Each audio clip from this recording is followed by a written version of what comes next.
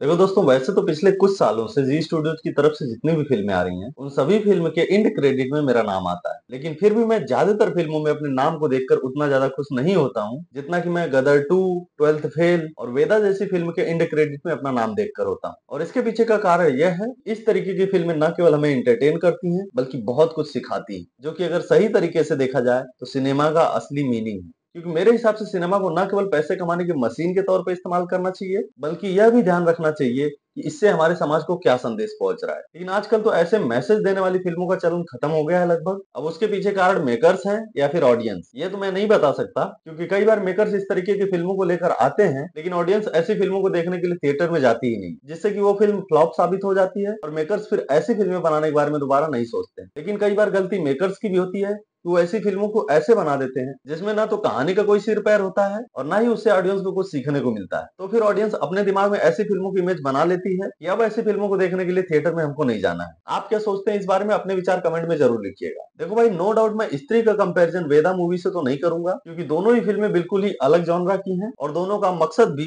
बिल्कुल ही अलग है। जी हाँ, वैसे तो मैंने दोनों ही फिल्मों को थिएटर में देख लिया है, जिसमें से वेदा को तो मैं कल रात को ही देख लिया था, जी स्टूडियो की तरफ से इनवाइट किए गए स्क्रीनिंग में ही। और इस मूवी ने सच में मुझको लास्ट लास्ट तक एकदम झकझोर कर रख दिया। बात अगर मूवी के स्टोरी की करी जाए तो हाँ, मैं मानता हूँ कि यह स्टोरी थोड़ी सी आउटडेटेड है, जिससे शायद आजकल की ऑडियंस नहीं रिलेट कर पाएगी।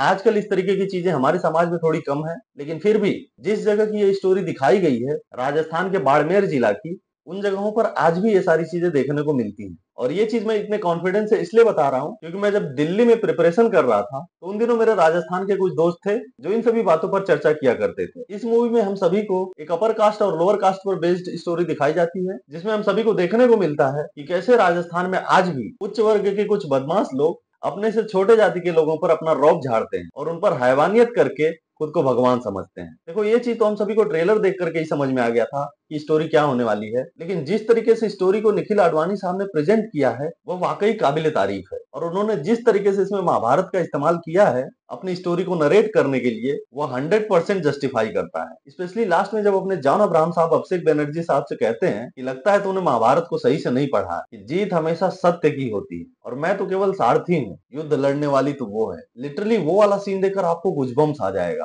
ओवरऑल अगर देखा जाए तो इस फिल्म की कहानी भी बढ़िया है, मैसेज भी बढ़िया है जो ऑडियंस को दिया जा रहा है, और उसके साथ ही जिस तरीके का एक्शन इसमें जॉन अब्राहम का दिखाया गया है वो वाकई बहुत ही दमदार है। और जब आप उसको थिएटर में एक्सपीरियंस करेंगे तो आपको बहुत ही मजा आएगा। मेरे हिसाब से इस तरीके के एक्शंस को तो आपको केवल थिएटर में ही देखना चाहिए। हाँ, स्टोरी का स्क्रीन प्ले थोड़ा सा और फास्ट हो सकता था और उसके अलावा अपने जॉन अब्राहम साहब की बैक स्टोरी को भी थोड़ी और बड़ा किया जा सकता था, जो कि मेरे ख्याल से एकमात्र वजह है इस फिल्म को 4 स्टार की रेटिंग ना देने की। जी हाँ, मेरी तरफ से मैं इस मूवी को 3.5 स्टार की रेटिंग देना चाहूंगा और बस यही कहना चाहूंगा कि आपको इस मूवी को थिएटर में जरूर देखना चाहिए। आप पूरे परिवार के साथ इस मूवी को थिएटर में एंजॉय कर सकते हैं और बीच में जो आपको एक आध दो गाने देखने को मिलेंगे वो भी कोई नॉर्मल गाने नहीं है, बल्कि स्टोरी का हिस्सा है जो कि स्टोरी को आगे लेकर जाते हैं। जॉन अब्राहम साहब की मैं तारीफ करना चाहूंगा कि उन्होंने इस फिल्म में कुछ हटके ट्राई किया है और काफी समय बाद हम उनको इतना इमोशनल और सीरियस देख पाएंगे। और श्रावरी मैडम की तो क्या ही बात करी जाए, लिटरली मैं उनसे इतना एक्सपेक्टेशन नहीं किया था। वो वाकई में बहुत ही बेहतरीन कलाकार है। श्रावरी के अलावा अभिषेक बनर्जी साहब ने अपना बहुत ही बेहतरीन परफॉर्मेंस दिया है, जिनको कि आप स्क्रीन पर इस अवतार में देखकर उनकी तारीफ करेंगे और कई जगह पर उनकी की गई क्रूरता के लिए आप उनसे नफरत भी करेंगे। उनके अलावा उनके काका